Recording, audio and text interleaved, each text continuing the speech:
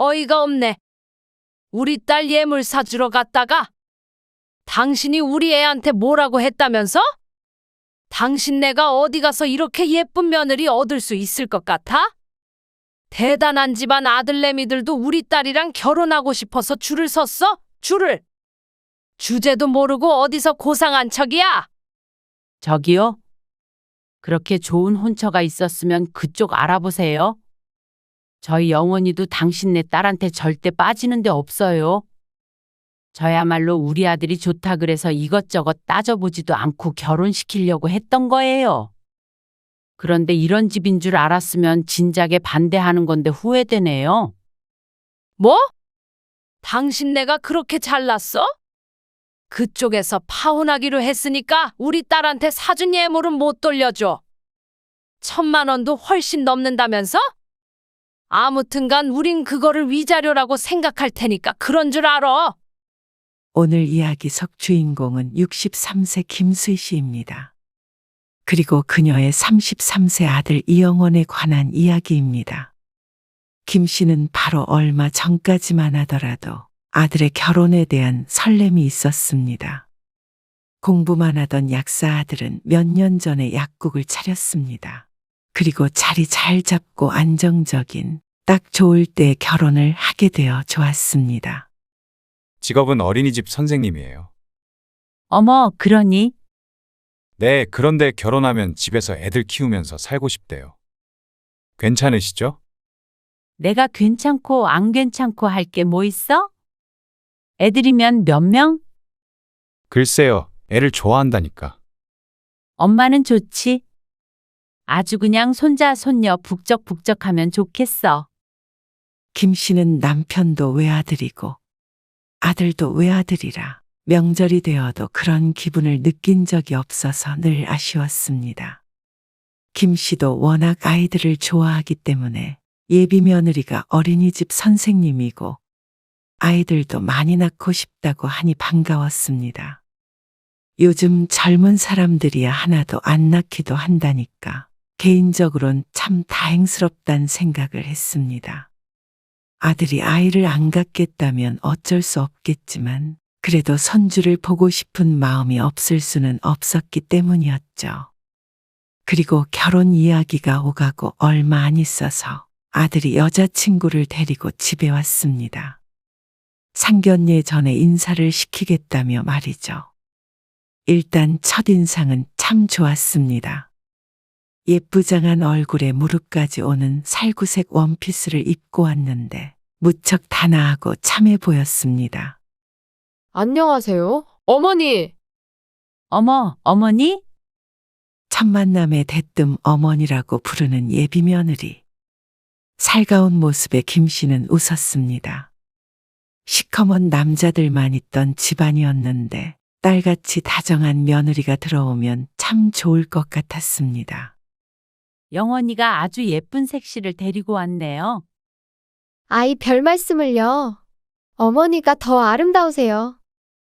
외모만 보면 아주 얌전하고 참하지만 당돌한 면도 있는 것 같고 김 씨의 아들이 연애 1년 만에 결혼을 하겠다고 데리고 온 이유를 알 것 같았습니다.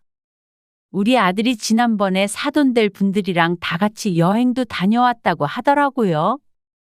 아, 네. 저희 엄마 아빠가 너무 원하셔서. 영원이가 아가씨 부모님 마음에 들었는지 모르겠네요. 워낙 애가 무뚝뚝해서. 아니에요. 저희 부모님이 정말 좋아하세요. 벌써부터 오빠한테 사위라고 불러요. 아, 그래요? 네, 약사 사위라고 동네에 엄청 자랑하고 다니시고요. 아직 상견례 전인데도 그렇게 자랑한다니 조금 당황스러운 마음도 있었고 은근히 기분이 좋기도 했습니다. 내 아들 잘났다는데 싫어할 부모는 없겠죠. 그렇게 예비 며느리와의 첫 만남 이후 보름 뒤에 상견례를 했고 내년 봄에 결혼을 하기로 했습니다. 그리고 김 씨는 예비 며느리에게 예물 반지를 해주기 위해서 오늘 함께 백화점에서 만나기로 했습니다. 아들도 오늘은 일찍 퇴근한 뒤에 합류하기로 했죠. 김 씨가 먼저 도착해서 백화점 1층에서 예비 며느리를 기다렸습니다. 어머니, 뒤에서 김 씨를 부르는 소리가 들렸습니다. 돌아보니 화려한 차림의 예비 며느리가 서 있었습니다. 첫 만남과 상견례 때 보았던 단아했던 모습은 온데간데 없었습니다. 옷차림도 번쩍번쩍 보석이 박힌 미니스커트에 장신구도 큼직한 것이 멀리서 봐도 눈에 띄었습니다. 몰라볼 뻔했어요. 그러자 예비 며느리가 쑥스러운 듯 말했습니다. 백화점에 왔으니까요. 백화점과 화려한 차림새가 무슨 상관인가 싶어 의아해하는데 예비 며느리가 말했습니다. 어머니, 그리고 말 놓으시라니까요. 소라라고 이름으로 불러주세요. 아, 그렇지. 내가 버릇이 안 돼서. 소라야. 네, 어머니. 애교스러운 대꾸에 김 씨도 웃었습니다. 지난번 상견례 때 만나서 말을 편하게 하기로 했는데 잊고 있었습니다. 잘 됐어요. 안 그래도 백화점에서 환불받아야 할 게 있어서 한번 와야 됐거든요.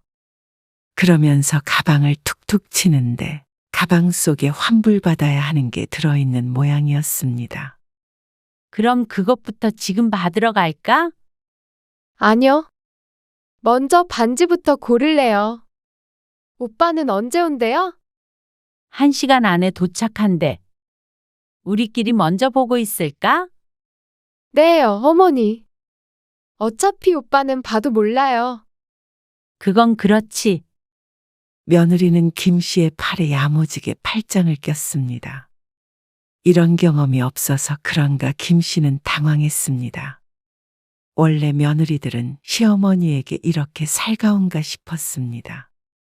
남들 얘기 들어보면 요즘 며느리들은 시어머니는 집에도 못 오게 하고 만나는 것도 질색한다는데 김 씨의 며느리 소라는 좀 다른 것 같았죠. 김 씨는 며느리와 함께 보석을 파는 매장으로 함께 갔습니다. 하나밖에 없는 아들 결혼시키니 동네 금은방보다는 비싸더라도 백화점에서 예물을 해주고 싶었습니다. 며느리는 무척이나 들떠 보였습니다. 이거 너무 예쁘지 않아요? 그러네. 예쁘다. 잘 어울릴 것 같아? 어머머, 이것도 진짜 예뻐요. 뭘 골라야 할지 모르겠네. 반지와 목걸이, 귀걸이 세트를 보는데 김 씨가 보아도 우아하고 아름다운 것들이 많았습니다. 김 씨가 결혼할 때는 시댁에 여유가 없어 이런 걸 받아본 적이 없는데 이제 김 씨네는 먹고 살만 하니 며느리에게는 좋은 것을 해주고 싶었습니다. 그렇게 한참 구경하던 며느리가 매장을 한 바퀴 빙 돌더니 말했습니다. 어머니, 저는 저게 제일 예쁜 것 같아요. 다른 보석들과는 다르게 단독으로 진열이 돼 있는 상품을 가리키며 말했습니다. 보석을 잘 모르는 김 씨가 보아도 대단히 고급스러워 보였죠. 어머, 고객님. 보는 눈이 남다르시네요. 이게 저희 매장에서 현재 제일 최상위 라인 주얼리예요. 김 씨는 며느리가 가리키는 보석 쪽으로 걸음을 옮겼습니다. 목걸이, 반지, 팔찌에 귀걸이까지 있는 세트였습니다. 각 장신구마다 박혀있는 보석은 언뜻 보아도 다이아 같았습니다. 그리고 다른 상품들과는 다르게 가격표도 없었죠. 이게 얼마죠? 그러자 직원이 친절하게 가격을 말해주었고 김 씨는 깜짝 놀랄 수밖에 없었습니다. 다른 상품들은 김 씨도 어느 정도 예상했던 금액이었지만 며느리가 고른 이 보석 세트는 그런 것들의 가격의 거의 두세 배가 넘는 금액이었습니다. 일반적으로 금은방에서 사는 예물과 비교하자면 천지 차이였습니다. 김 씨는 당황스러운 마음을 숨기고 고민했습니다. 이걸 사준다고 기둥뿌리가 뽑히진 않겠지만 그래도 쉽게 지출할 수 없는 예상치 못한 큰 금액이었습니다. 남편도 며느리 원하는 거면 뭐든 사주라고 했지만 금액을 들었다면 그런 말은 쉽게 꺼내지 못할 듯 했습니다. 솔직한 심정으로는 이 정도까지 비싼 것이 필요할까 싶었습니다. 물론 좋은 걸 사준다고 백화점에 데리고 온 건 김 씨 본인이었지만 이 정도 금액이라면 좋은 걸 넘어서서 대단히 사치스러운 정도였습니다. 디자인도 무척이나 화려해서 평소에는 하고 다니기 부담스러워 보이기도 했고 말이죠. 연예인들이 시상식에나 하고 나와야 할 듯한 장신구들이었습니다. 그리고 장신구에 이 정도를 쓸 거면 차라리 집 살 돈에 보태는 게 여러모로 좋을 것 같았습니다. 하지만 김 씨가 예비 며느리의 표정을 보자 그 말들이 쏙 들어가 버렸습니다. 사진 찍어도 돼요? 그럼요, 고객님. 사진은 왜? 친구들한테 자랑하려고요. 며느리는 벌써부터 결제를 마친 것처럼 신이 나서 방방 뛰었습니다. 정말 너무 영롱하네요. 집에다가 모셔만 놔도 매일 기분이 좋을 것 같아요. 그러니 여기서 어떻게 안 된다고 말할 수 있을까요? 하지만 김 씨도 선뜻 계산해 달라는 말을 내뱉기가 힘들었습니다. 그런데 여기서 과하게 쓰는 것보다는 집이나 뭐 그런 게. 김 씨가 돌려서 말을 해보려고 했지만 며느리는 굉장히 확고했습니다. 이왕에 하는 거 제일 좋은 게 좋죠. 어머니, 집은 나중 문제라는 듯이 말하는 며느리. 그런데 그때 며느리가 갑자기 어디론가 전화를 걸었습니다. 엄마, 나 소라. 응. 어머니랑 골랐어. 진짜 비싸고 이쁜 건데 사진 보내줄까? 우리 어머니 짱이지? 알았어. 지금 바로 보낼게. 워낙 순식간이라 차마 말리지도 못했습니다. 옆에서 직원은 김 씨만 쳐다보고 있었습니다. 어서 카드를 내밀기를 기다리고 있는 듯 했습니다. 반지는 사이즈를 맞춰야 하죠? 김 씨가 말하자 직원이 며느리의 사이즈를 재보겠다고 했습니다. 어머니, 감사해요. 지금 친구들한테도 자랑했는데 난리가 났어요. 며느리는 무척이나 뿌듯한 표정을 하고 있었습니다. 그래서 김 씨도 좋은 게 좋은 거다 생각하기로 했습니다. 집에 모셔만 두어도 좋겠다는데 여기에다가 찬물을 뿌릴 수가 없었습니다. 자세한 상의 없이 무턱대고 마음껏 골라보라고 한 자신의 잘못이었습니다. 영원이한테 안 보여줘도 될까? 당연히 오빠는 제가 좋다고 하면 사라고 할 거예요. 아들도 이렇게 비싼 줄은 모를 게 당연했습니다. 곰 같은 성격이라 다이아는커녕 요즘 금반지가 얼마나 하는지도 전혀 모를 것이었습니다. 결국 김 씨는 며느리가 고른 보석 세트를 결제했습니다. 처음 주는 선물인데 여기에서 쪼잔하다는 소리를 듣기는 싫었고 아들의 체면도 상할 것 같았죠. 그리고 계산을 마치자 그제서야 아들이 주차장에 도착했고 곧 오겠다고 말을 했습니다. 소라야, 너 뭐 환불한다고 그러지 않았어? 아, 네, 화장품인데요. 잘못 산 것 같아서요. 어머, 그래? 그럼 1층으로 가자. 영원이한테도 1층으로 오라고 할게. 김 씨는 며느리와 함께 에스컬레이터를 타고 1층으로 내려갔습니다. 저는 환불받고 있을 테니까 어머니는 영원히 오빠 데리고 와주세요.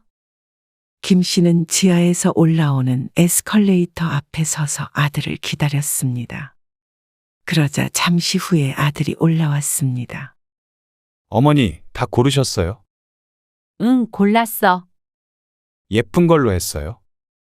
예쁘긴 하지. 김 씨는 대답하면서도 속이 쓰린 듯 했습니다. 그것도 모르고 아들은 잘 됐다며 웃었죠. 소라는 어디 있어요? 화장품 환불한다고 갔어. 김 씨는 아들을 데리고 예비 며느리가 간 매장을 향했습니다. 그런데 이상하게 그곳에 사람들이 몰려 있는 것 같았습니다. 다가갈수록 웅성거림은 커졌고 그 사이에서 익숙한 목소리가 들렸습니다. 내 말이 말 같지 않아요? 이거 바르고 내가 트러블이 생겼다니까? 고객님, 이미 거의 다 쓰셔서요. 다 썼으니까 트러블이 났는지 안 났는지 아는 거죠. 조금 쓰고 어떻게 알아요? 얼굴에 뾰루지인지 뭔지 나서 내가 병원비를 얼마나 썼는데. 그것도 같이 청구할 거예요. 어찌나 고래고래 소리를 지르는지 멀리 있던 손님들도 하나 둘 몰려들기 시작했습니다. 김 씨와 아들은 어안이 벙벙한 채로 그 모습을 바라보았습니다. 고객님, 아까도 말씀드렸지만 거의 다 쓰셔서 환불 조치는 어렵습니다. 정말 죄송합니다. 직원이 고개를 숙이며 대답했지만 예비 며느리의 행동은 더욱 거칠어졌습니다. 들고 있던 화장품 통을 바닥에다가 탁 내팽개치더니 말했습니다. 당신 여기 책임자 아니지? 더 높은 사람 나오라 그래. 갑자기 반말을 하며 삿대질을 하는 모습에 내가 알던 그 사람이 맞나 싶었습니다. 아들도 잔뜩 당황해 있었습니다. 예비 며느리가 집어던진 크림통이 대굴대굴 굴러서 김 씨의 발치 앞에서 멈췄습니다. 김 씨가 그 통을 들어 안을 보자 정말 한두 번 쓸 양밖에 남아있지 않았습니다. 언뜻 보아도 야무지게 한 통을 다 쓴 것 같은데 빈 통을 들고 환불하겠다고 온 정신 상태가 의심이 되었습니다. 사람들이 매장을 둘러싸고 있었고 어떤 사람은 휴대폰을 꺼내서 영상인지 사진인지를 찍고 있었습니다. 책임자 부르라고. 이게 한두 푼 하는 것도 아니고 말이야. 고객 서비스가 이런 식이면 다시는 여기 화장품 못 쓰지. 트러블 생기게 하고 환불도 안 해주는 브랜드라고. 내가 인터넷에 올려버릴 거야. 김 씨는 쥐구멍이라도 들어가고 싶은 심정이었습니다. 사람들도 웅성거리면서 예비 며느리를 손가락질하고 있었는데 며느리 본인만 모르고 있는 것처럼 아주 당당했습니다. 김 씨는 아들을 쳐다보았습니다. 아들도 꼭 귀신을 본 듯한 표정이었죠. 나중에는 보안요원까지 도착했습니다. 그 사이에 예비 며느리는 반말을 넘어서서 차마 입에 담지 못하는 흉한 말도 내뱉고 있었습니다. 그 직원은 눈물을 훔치고 있었고 그에 더 기세등등해진 예비 며느리가 집어던진 통을 찾으려고 두리번거리다가 김 씨와 눈이 마주쳤습니다. 어머니, 설아가 김 씨를 부르자 김 씨는 자기도 모르게 한 발자국 뒤로 물러났습니다. 이제는 구경하던 모든 사람들이 김 씨를 쳐다보고 있었습니다. 얼굴이 불타고 있는 것처럼 시뻘개졌습니다. 그리고 그제서야 정신을 차린 아들이 예비 며느리를 말렸습니다. 소라야, 무슨 일 때문에 이러는 거야? 아니, 오빠? 저번에 나 얼굴에 뾰루지 났던 거 알지? 그거 이거 바르고 난 거란 말이야. 그래서 환불 받으려고 했더니 썼던 거라서 안 된다잖아. 이게 말이 돼? 그거 볼에 하나 났던 거. 김 씨가 보아도 지금 며느리의 피부는 뽀얗고 잡티 하나 없어 보였습니다. 그래서 내가 얼마나 고생했어? 병원 다니고. 그냥 가자. 내가 다른 거 사줄게. 아니, 사는 게 문제가 아니라? 기분이 나쁘잖아. 사람들 다 쳐다본다. 그냥 가자. 아들이 팔을 붙잡았지만 며느리는 아들의 손을 잡아내렸습니다. 오빠는 이 상황에서 내 편을 들어야 되는 거 아니야? 그렇죠, 어머니. 그러면서 다시 한번 김 씨를 쳐다보자 김 씨는 또다시 창피함에 도망치고 싶었습니다. 당신 이름 뭐야? 김미연? 내가 돈 때문에 그러는 것처럼 그러는데 당신 내가 꼭 항의해서 단단히 교육시켜 줄 테니까 그런 줄 알아. 얼른 사과 못해. 김 씨는 더는 지켜보지 못하고 그 사이에 끼어들었습니다. 고개 숙여 사과하려던 우는 직원을 가리며 예비 며느리에게 말했죠. 소라야, 이렇게 소란 피우지 말고 얼른 가자. 아까 보니까 화장품도 다 썼고 얼굴도 큰 문제 없는 것 같은데 영원히 말대로 내가 더 좋은 걸로 사줄게. 시어머니 될 사람이 말리는데도 소용이 없었습니다. 아주 막무가내였는데 꿈에 나올까 무서운 모습이었습니다. 아니에요. 어머니, 제가 돈이 없어서 그러는 게 아니라요. 제가 불의를 보면 원래 못 참는 성격이에요. 확실히 말을 해줘야 다른 손님한테도 같은 실수를 안 하죠. 그러자 참다 못한 아들이 화를 냈습니다. 이제 그만하고 가자고. 엄마도 계신데 꼭 일을 이렇게 크게 만들어야 돼. 화장품 때문이 아니더라도 얼굴에 뭐는 날 수도 있는 거 아니야? 그 화장품 한 통을 다 쓰는 동안 왜 안 왔어? 오빠, 지금 나한테 화낸 거야? 김 씨가 서둘러 둘을 말렸습니다. 이제는 흡사 동물원의 원숭이가 된 기분이었습니다. 이러다가는 내일 신문에 나란히 셋이 실릴 듯 했죠. 제발 그냥 가자. 소라야, 내가 이렇게 부탁해.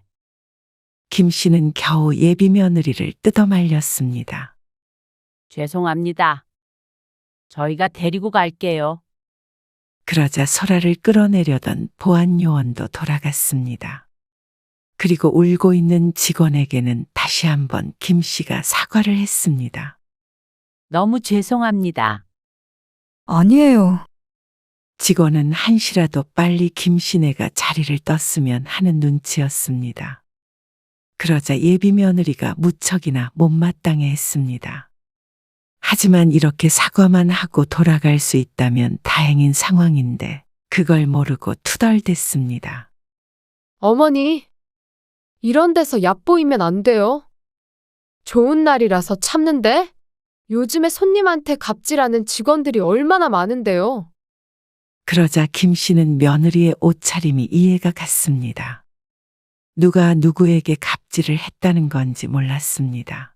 며느리는 한참을 훈계하듯이 말했습니다. 방금의 상황을 자신의 장점으로 생각하는 듯해서 무섭기까지 했습니다.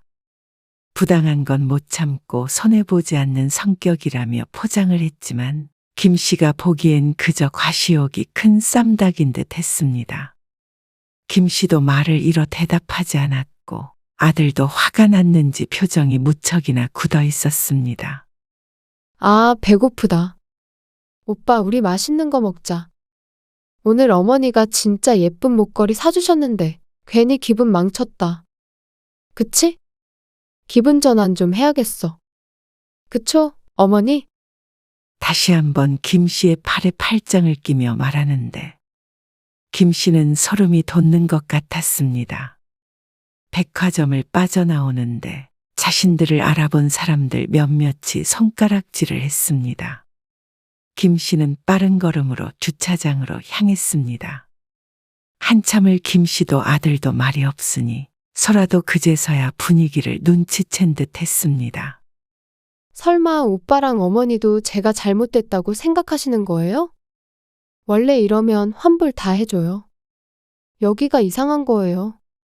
저는 제 정당한 권리를 찾으려고 한 거고요. 김 씨는 상식적으로 이해가 되지 않았습니다. 설령 소라의 말대로 화장품에 문제가 있었더라도 이런 식으로 처리하는 건 정말 교양없고 무식해 보였습니다. 그것도 문제가 있을 때 말이죠. 누가 봐도 강짜를 부리는, 아니 폐악을 부린 것 같은데 본인은 그게 아무렇지도 않은 듯 보였습니다. 말하는 것을 들어보면 한두 번 해본 솜씨도 아니었습니다. 김 씨와 아들이 말리지 않았다면 그 자리에서 머리채라도 잡을 듯한 폼새였습니다. 이런 사람이 어떻게 어린이집에서 아이들을 돌볼지 의심스러웠습니다. 그리고 이런 성격으로 김 씨의 손주들을 훈육한다고 생각하면 생각하고 싶지도 않았습니다. 모골이 성연해졌습니다. 아까 그 직원이 서 있던 자리에 김 씨의 아들이 서 있는다고 상상하면 끔찍했습니다. 결혼해서도 자신의 아들에게 그렇게 할까 무서웠습니다. 아들이 참지 못하고 말했습니다. 그만해. 창피하지도 않아. 화장품 다 쓰면 새로 사면 되지. 왜 이렇게까지 해? 문제가 있는 것 같으니까 그렇지. 그러면 왜 그걸 다 썼는데? 그건 예비 며느리는 말문이 막힌 듯 했습니다. 김 씨가 보아도 깨끗하게 쓴 화장품이었습니다. 그만해라. 오늘은 여기서 헤어지는 게 좋겠어. 영원히 너는 소라 데려다 주고 와. 나는 집에 먼저 갈게. 둘이 싸우는 꼴도 보기 싫었습니다. 어떻게 결혼 전에 예비 시어머니 앞에서 저렇게 바락바락 싸울 수 있는지 의문이었습니다. 너무나도 심란한 기분이었습니다. 먼저 집으로 돌아오자 남편이 침울해 있는 김 씨에게 무슨 일 있느냐고 물었습니다. 김 씨가 오늘 있었던 일을 설명하자 남편이 말했습니다. 지난번에 상견례 때 말이야. 뒷말은 다 하지도 않았는데 김 씨도 그때가 떠올랐습니다. 사실 그때도 이상했습니다. 그래서 상견례가 끝나고 집에 와서도 남편과 그 이야기를 나눴었죠. 처음으로 사돈 될 사람들을 만나러 간 날. 식사를 한 곳은 1인당 12만 원짜리 한정식당이었습니다. 코스 요리가 나오는 곳이고 음식은 매우 훌륭했습니다. 그리고 모든 게 순조롭지는 않았지만 김 씨가 아들에게 아파트를 사주겠다고 하자 분위기는 무척이나 화기애애해졌습니다. 다른 자잘한 것들은 아들 며느리 통해서 조율하기로 했죠. 그런데 문제는 이야기가 거의 끝나가던 때였습니다. 모두들 배가 불러 숟가락은 내려놓은 채로 이야기를 했고 슬슬 일어나자 하던 참이었죠. 그런데 갑자기 예비 안사돈이 직원을 호출하더니 빈 반찬 접시들을 다시 새로 채워줄 것을 요구했습니다. 김 씨 가족은 모두 당황했습니다. 가방을 챙기려는데 갑자기 반찬을 더 시키니 놀랄 수밖에 없었죠. 너무 많이 시키시는 것 같아요. 저희는 더 이상 못 먹을 것 같은데.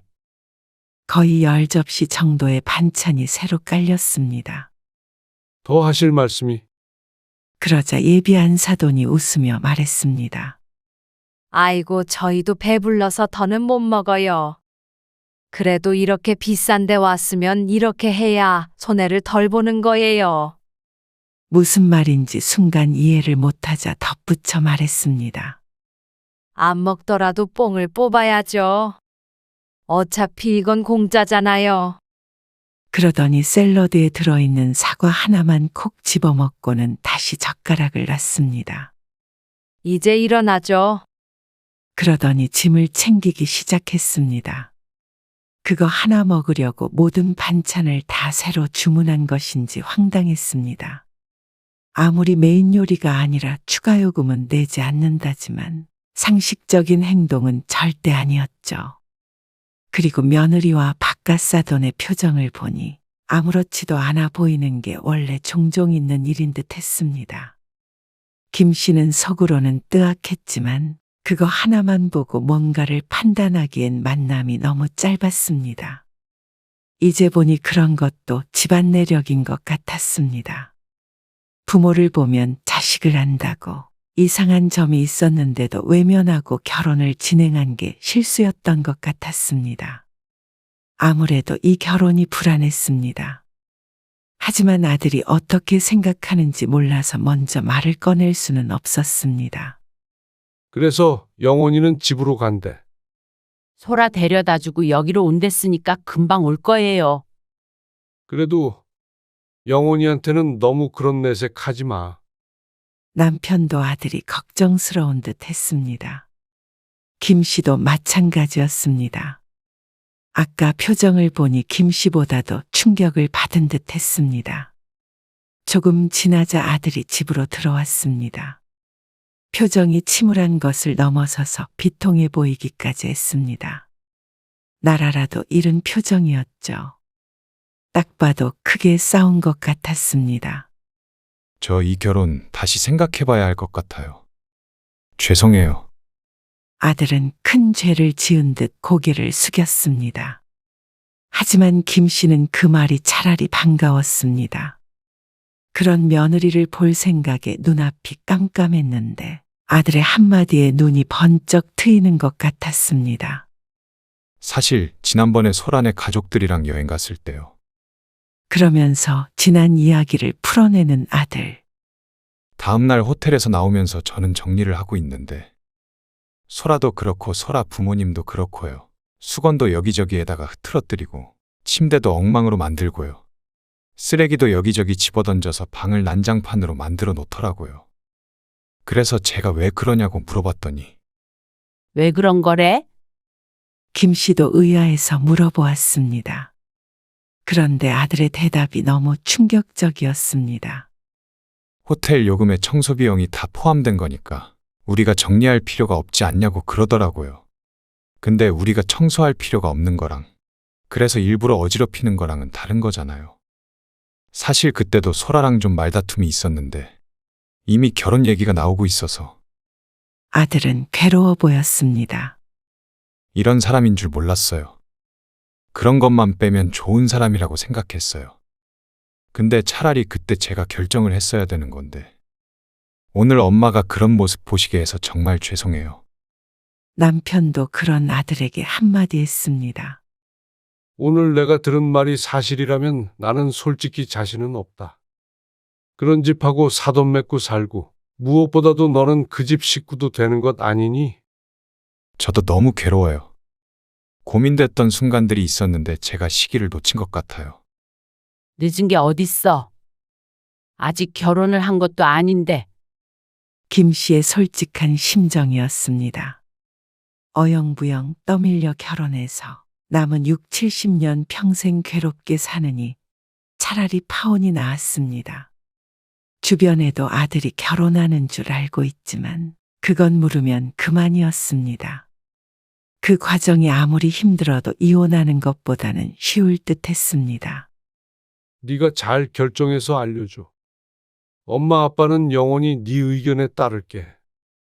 그러고 며칠 뒤에 아들이 파혼 이야기를 여자 쪽에 전달한 듯 했습니다. 그리고 당황스럽게도 안 사돈 될 뻔했던 사람에게서 전화가 왔습니다. 아니, 도대체가 이해를 못하겠네요.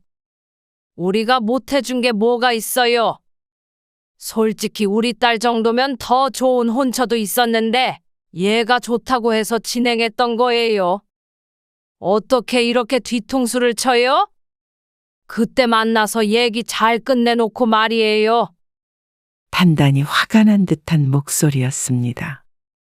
저희랑 사고방식이 좀 다른 것 같아요. 사고방식이요? 참 어이가 없네. 듣자 하니 무슨 상견례 얘기도 꺼내고 우리 딸이 화장품 환불받는 것 가지고도 핀잔을 줬다면서요? 영원히 걔가 어디 가서 이렇게 예쁘고 참한 애 만날 수 있을 것 같아요? 어디서 고상한 척이야? 그러더니 폭언을 퍼부었습니다. 나중엔 절반이 김 씨의 아들 영원의 욕이었습니다. 저기요. 그렇게 좋은 혼처가 있었으면 그쪽 알아보세요. 저희 영원이도 당신네 딸한테 절대 빠지는 데 없어요. 저야말로 우리 아들이 좋다 그래서 이것저것 따져보지도 않고 결혼시키려고 했던 거예요. 그런데 이런 집인 줄 알았으면 진작에 반대하는 건데 후회되네요. 뭐? 당신네가 그렇게 잘났어? 그쪽에서 파혼하기로 했으니까 우리 딸한테 사준 예물은 못 돌려줘? 뭐 1,000만 원도 훨씬 넘는다며? 정신적 피해에 대한 보상으로 그건 받아야겠어? 위자료라고 생각할 테니까 그런 줄 알아. 도대체가 상스러워서 도저히 사돈은 못 맺겠네요. 그리고 그 예물은 진작에 제가 환불했거든요. 서로 주고받은 거 없으니까 깔끔하게 끝날 것 같네요. 당신네 내가 가만히 둘 줄 알아? 나 아는 사람 조카가 변호사야. 당신네들 싹 다 고소할 거니까 알아서 해. 이렇게 똑 부러지는 며느리감을 몰라보고 말이야. 나중에 땅을 치고 후회하지나 마라. 약 사면 단 줄 알아? 우리 딸은 최소 의사랑은 결혼시킬 거니까 나중에 연락이나 하지 말어. 네, 부디 그렇게 하세요. 그럼 이만 끊습니다. 전화기 너머로 상스런 욕이 들려왔지만 김 씨는 미련 없이 끊어버렸습니다. 귀가 썩는 듯 했습니다. 그리고 속으로 조상님께 감사 인사를 올렸습니다. 이런 집안과 엮이지 않게 해주셔서 정말로 감사합니다. 허공에다가 대고 고개 숙여 인사까지 했습니다. 정말 10년 감수했습니다. 며느리 좋은 예물 맞춰준다고 백화점에 가지 않았다면 하마터면 저 집안의 아들을 밀어넣을 뻔했습니다. 김 씨는 가슴을 쓸어내렸습니다. 아들은 아직 젊고 창창하기에 결혼 걱정은 하지 않았습니다.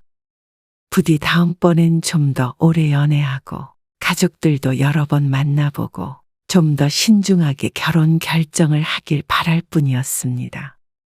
그리고 보아하니 저 집안은 어딜 가도 환영받지는 못할 듯 했습니다.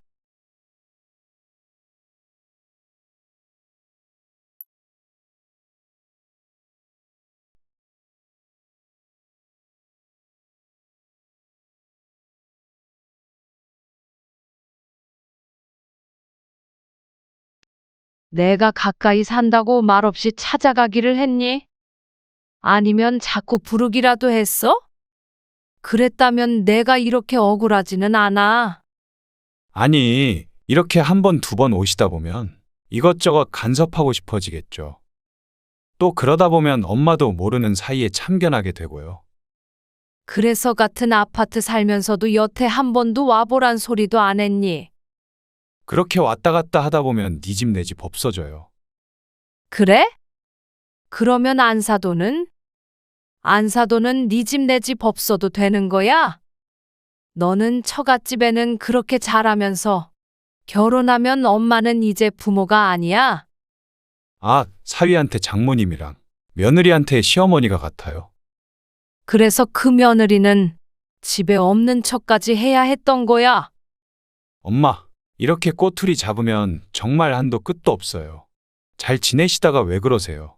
앞으로 며느리한테 전화하지 마세요. 뭘 주고 싶거든 저 통해서 주시고요. 그게 어려운 일은 아니잖아요.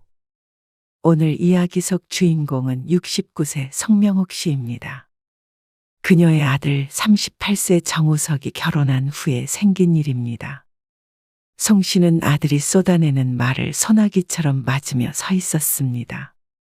비에 젖듯 송 씨의 가슴도 서러움에 축축하게 젖었습니다. 추태를 보이기 싫어 아무렇지 않은 청눈에 힘을 주고 있었습니다. 과연 저를 낳아주고 길러준 어머니에게 하는 소리가 맞는지 믿고 싶지도 않았습니다.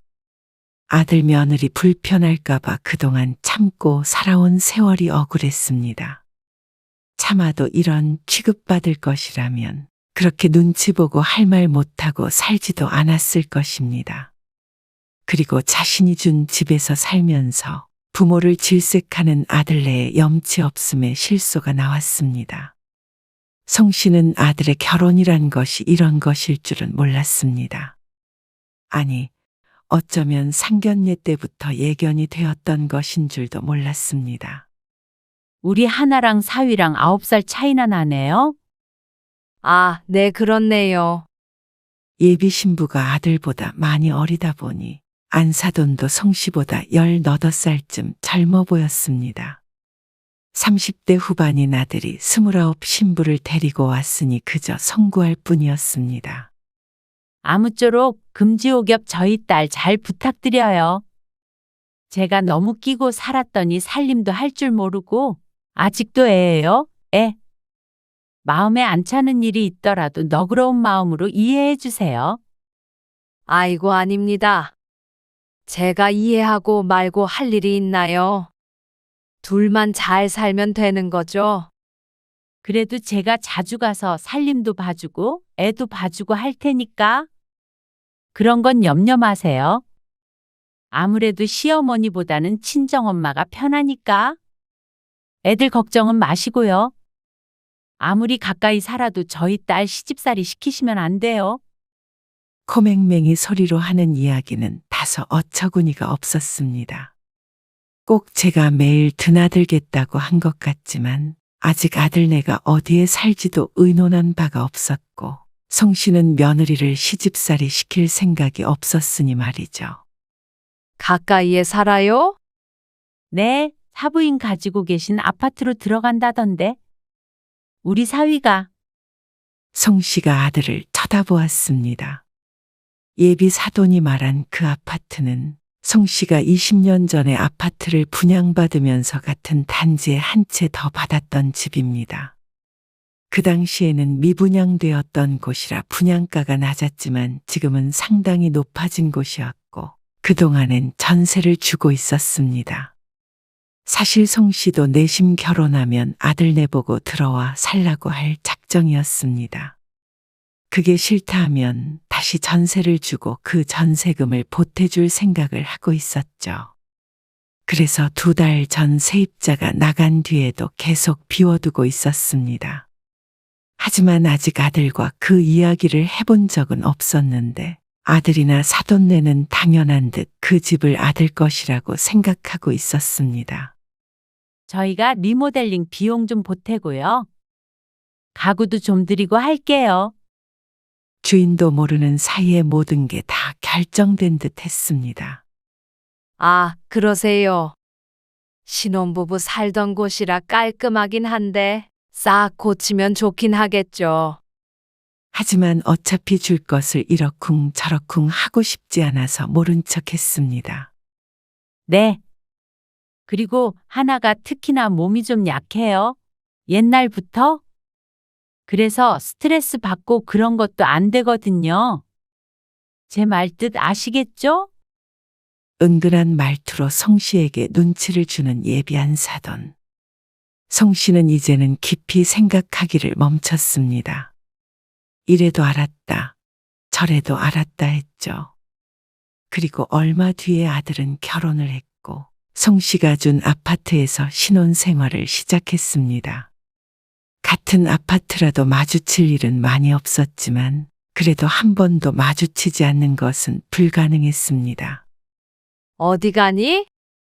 아, 어머니, 저 마트 가요. 그래? 나도 마트 가는데 송 씨가 아파트 후문 입구에서 마주친 며느리에게 반갑게 인사했습니다.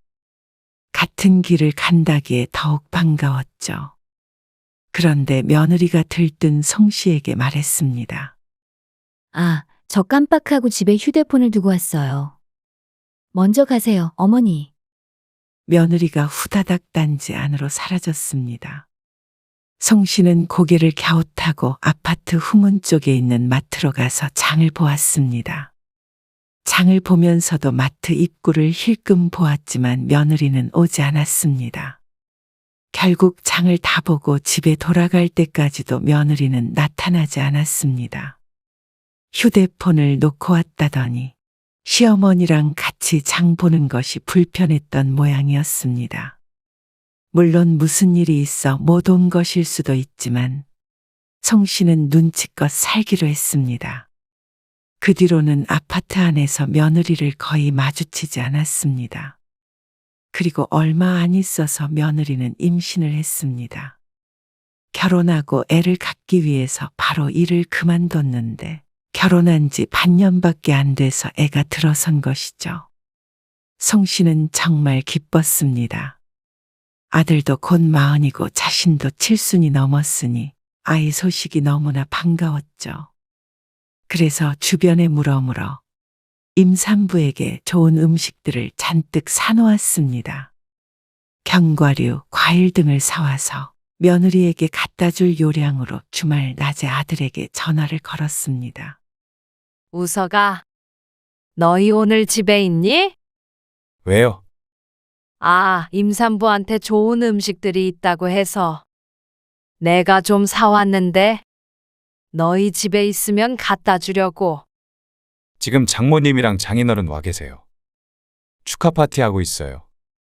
아, 그러니 송 씨는 내심 아들이 어머니도 오시라고 하길 바랐습니다. 하지만 바람일 뿐이었죠. 네. 그래서 다음에 주세요. 아니, 시간 될 때 제가 한번 갈게요. 그래. 알았다. 송 씨는 전화를 끊고 식탁을 쳐다보았습니다. 가져가려고 곱게 포장해둔 과일과 음식들이 외로이 놓여 있었습니다. 들어보면 안사도는 수시로 아들네에 있는 듯 했습니다. 송 씨도 내색은 안 했지만 자신도 아들네 집에 그렇게 편하게 드나들 수 있었으면 했습니다. 하지만 영 초대를 해주지 않으니 어쩔 수가 없었죠. 며칠 뒤에 송 씨는 며느리에게 전화를 걸었습니다. 평일 낮이기 때문에 아들은 회사에 있을 시간이었습니다. 하나야, 혹시 오늘 시간 좀 되니? 너 편한 시간에 뭐 좀 줄 게 있어서. 아, 네, 집에 있어요. 그래? 그럼 언제 갖다 줄까? 제가 조금 있다가 다시 전화 드릴게요. 그럼. 그렇게 전화를 끊었는데 잠시 뒤에 아들에게서 전화가 왔습니다. 웬일이니? 안 그래도 아까 하나랑 통화했어. 그때 말했던 것들 오늘 갖다 주려고. 마침 하나도 집에 있다길래. 아, 들었어요. 할 말 있으시면 저한테 전화를 하시죠. 아, 그래. 너 회사에 있을 것 같아서 그랬지. 그리고 그건 제가 이따가 퇴근할 때 들려서 가져갈게요. 왜? 5분만 걸으면 너희 집인데. 하나 집에 있다고 하던데. 그게 아니라 임신 초기라서 하나가 요즘에 좀 예민해요. 괜히 들락날락하면 스트레스 받아요. 들어가서 눌러 앉아 있을까봐 그러니. 아들이 방어적으로 이야기하자 송 씨도 기분이 이상했습니다. 가서 차라도 얻어먹는다는 것도 아니고 줄 것만 전해준다는데 그것도 마다하는 아들네가 조금은 야속한 마음도 들었습니다. 그럼 차라리 그 문 앞에다가 두시겠어요? 며느리한테 전화도 하지 말라 그러고 집에 있는데 오지도 말라 그러고 그저 그런 친척에게라도 아니 이웃에게도 그렇게는 안 할 듯했습니다. 송 씨는 빈정 상한 마음을 숨기며 대답했습니다. 뭐하러 그렇게까지 해. 하나한테 신경 쓰지 말고 푹 쉬라고 해. 그리고 이건 네가 퇴근할 때 가져가고. 네, 그럼 그렇게 해요. 그러고는 전화를 끊었는데 어쩐지 송 씨는 주면서도 초라한 기분이 들었습니다. 그 뒤로는 선뜻 뭘 주겠다. 집에 있니? 이런 말은 하지 않게 됐습니다. 요즘엔 다 그래. 그냥 신경 다 끄고 사는 게 맘 편해. 진작에 아들 결혼시키고 시어머니가 된 친한 이웃도 그렇게 얘기했습니다. 요즘 시어머니는 어떻게 해야 하는지 조언을 해주었습니다. 그냥 눈 닦고 귀 닦고 입 닦고 애 낳으면 용돈이나 좀 주고 말아. 좋은 걸 못 보니까. 송 씨는 한숨이 나왔습니다. 차라리 뭘 잘못했으면 모르겠는데 어째서 시어머니라는 이유만으로 숨을 죽이고 죄인처럼 살아야 하는지 몰랐습니다. 옛날엔 딸 가진 게 죄인이랬지.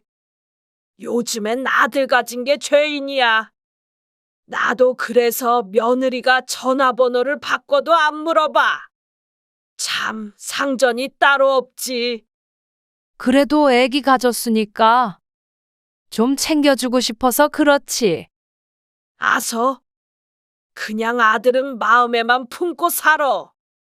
근데 웃긴 게 뭔 줄 알아? 그런 며느리들이 꼭 아들 낳아서 시어머니 된다 이거야.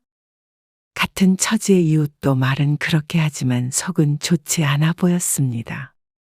어떻게 요즘 시어머니들은 다 이런지. 그리고 역시나였습니다.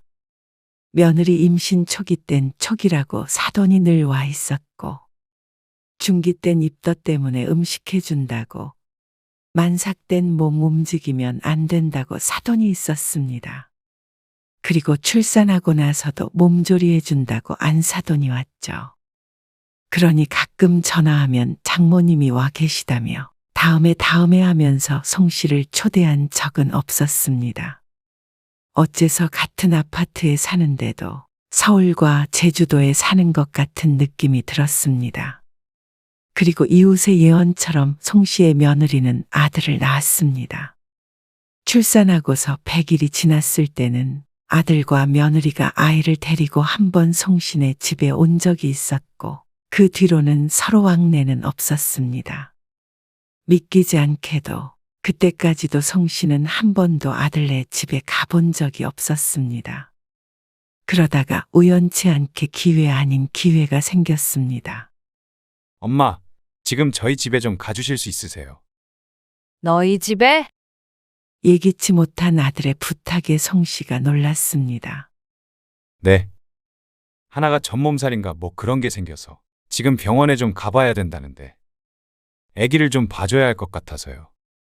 장모님이 지금 당장 오시지 못하신대서요. 아들은 회사에 있고 사돈도 오지 못하니 남은 건 송 씨뿐이었습니다. 아이고, 알았어. 지금 가면 돼? 네, 하나가 열이 많이 나나 봐요. 어쩌냐, 지금 바로 갈게. 끊어봐라. 송 씨는 서둘러서 아들네 집으로 향했습니다. 초인종을 누르자 며느리가 나왔습니다. 얼마나 아팠으면 자신을 다 불렀을까 생각했는데 며느리의 얼굴 색이 시커맸습니다. 아이고, 괜찮니? 네, 얼른 다녀올게요. 못 사면 기저귀만 갈아주시면 돼요. 알았으니까 걱정 말고 얼른 갔다 와. 송 씨는 처음으로 아들의 집에 발을 들였습니다. 그렇게 손자를 봐주고 1시간이나 2시간이나 흘렀을까. 며느리가 금방 돌아왔습니다. 벌써 왔어? 네, 약만 처방받으면 돼서요. 얼른 약 먹어. 약국에서 먹고 왔어요. 이제 보니 안색이 나쁘지 않아 보였습니다. 다만 얼마나 급하게 다녀왔는지 서두른 기색이 역력했습니다. 아기를 두고 간 게 불안했는지 아니면 주인 없는 집에 와 있는 시어머니가 불안했는지 모르겠지만 어쨌든 송 씨가 이제 할 일은 없었습니다.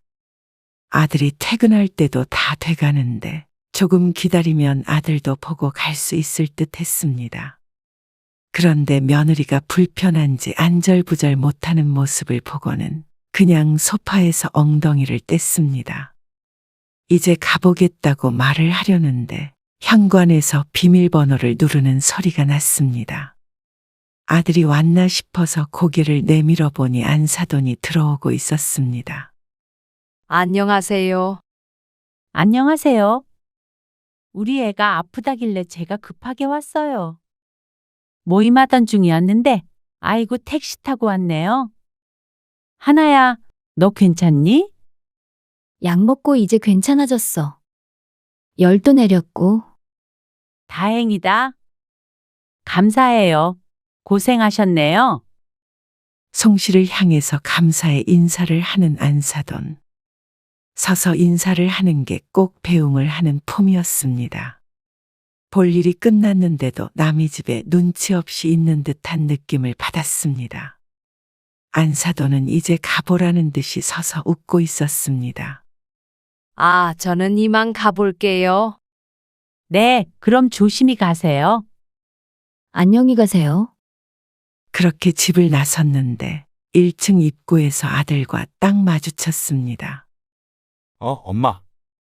아직 계셨어요? 장모님 오고 계신다고 전화 받았는데. 들어가 봐라. 오셨어? 네, 고생하셨어요. 들어가서 쉬세요. 아들이 건물 안으로 들어갔고 송 씨는 아들의 집이 있는 2층을 바라보았습니다. 입구 바로 옆쪽에 아들네 부엌창이 나 있었습니다. 창을 열어두어 말소리도 들리는 것 같았습니다. 아들 목소리, 아기 우는 소리도 들리고 단란한 가족의 소리 같았습니다. 조금 걸어 송 씨는 집에 도착했습니다. 해가 지고 있어서 실내가 조금 어둑했습니다. 오늘따라 고요하고 쓸쓸했습니다. 아들은 집에 자주 오는 사돈이 전혀 안 불편한 것 같았습니다. 자신을 불편해하며 불안해 보였던 며느리를 생각해보면 좀 씁쓸했죠. 그래도 잘해주니까 사위가 편하게 생각하는 거겠지 싶었습니다. 좋게 생각하자 마음을 다잡았습니다. 아이고, 밥이나 먹자. 조금 앉아 있다가 저녁밥을 먹으려고 냉장고를 열었는데 오늘따라 마땅히 차려 먹을 음식도 없었습니다. 그래서 송 씨는 다시 집 밖을 나섰습니다.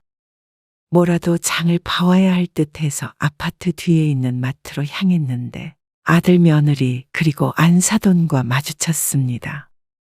어디 가세요? 평소엔 이렇게 마주치기도 쉽지가 않았는데 신기한 일이었습니다.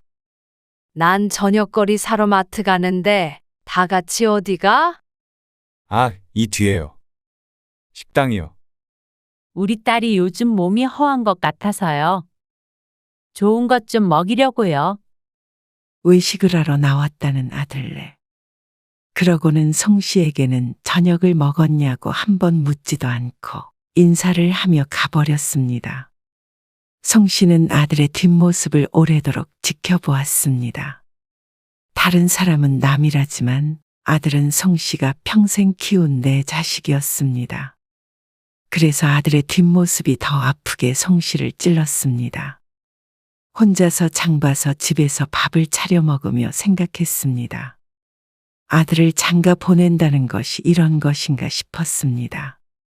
옛날 사람들처럼 아들 며느리 손자 데리고 다 같이 사는 것까지는 생각도 안 했습니다. 하지만 가까이 사는 만큼 서로 오가며 오손도손 더불어 살 수 있을 줄 알았는데 오히려 남보다도 못한 사이가 되었습니다. 혼자서 밥을 먹으면서 왜인지 모르게 울컥하는 기분이 들었습니다. 아들이 결혼하기 전에도 혼자서 밥을 먹었지만 오늘은 남다른 기분이었죠. 밥알이 얼마나 까끌한지 삼키기가 힘들어 먹다 말고 치워버렸습니다. 나 이번에 흑염소집도 살려고 하는데 안 필요해? 하는 김에 같이 내리면 좋잖아. 난 귀찮아서 그런 거 안 먹어. 그래도 먹은 거랑 안 먹은 거랑 확 달라. 여자한테 진짜 좋대잖아. 건강 챙겨야지. 그런데 송 씨는 그 순간 며느리가 떠올랐습니다. 몸이 약해 고생이라던 며느리. 애 낳은 지도 얼마 안 됐으니 몸보신을 하긴 해야 할 듯 했습니다. 그러면 나 우리 며느리 주게 같이 좀 사봐. 지난번에 봤을 때도 아픈 것이 걱정스럽긴 했습니다. 그래서 송 씨는 흑염소 즙을 받아다가 며느리에게 주기로 했습니다. 돈은 꽤 들었지만 이거 먹고 며느리가 건강해졌으면 했습니다. 그리고 얼마 뒤에 아들에게 전화했더니 받지 않아서 송 씨는 며느리에게 전화를 걸었습니다. 하나야, 너 주려고 흑염소즙을 샀는데 이것 좀 주고 싶은데. 흑염소요? 그래, 이게 여자들한테 정말 좋대. 그래서 애 낳은 사람도 많이 먹는다더라. 그냥 한약 마시니까 좀 먹어봐. 아, 네. 근데 저 지금 집이 아닌데. 내가 너희 집 앞에 두고 갈게. 이따가 집에 도착하면 냉장고에 넣어두고 하나씩 데워 먹어. 네, 알겠어요. 송 씨는 흑염소집을 챙겨서 아들 집으로 향했습니다. 그리고 문 앞에 두고 돌아 나왔습니다. 근데 몇 걸음 걷다가 무심코 옆을 돌아보았을 때 송 씨는 며느리와 눈이 마주쳤습니다. 2층 부엌창을 통해서 바깥을 빼꼼히 쳐다보고 있는 며느리. 송 씨와 눈이 마주치자 며느리는 화들짝 놀라더니 시야에서 사라졌습니다. 송 씨도 며느리 못지않게 당황스러웠습니다. 별 생각 없이 보았는데 며느리가 있을 것이라고도 상상을 못했고 그것도 자신이 가는 것을 보고 있을 것이라고는 꿈에도 생각하지 못했습니다. 이게 무슨 코미디 같은 일인지 당황스럽다 못해서 어안이 벙벙했습니다. 5분쯤 창을 보며 서 있었지만 며느리는 다시 얼굴을 내밀지도 내려오지도 않았습니다. 무슨 이런 일이 다 있나 싶었습니다.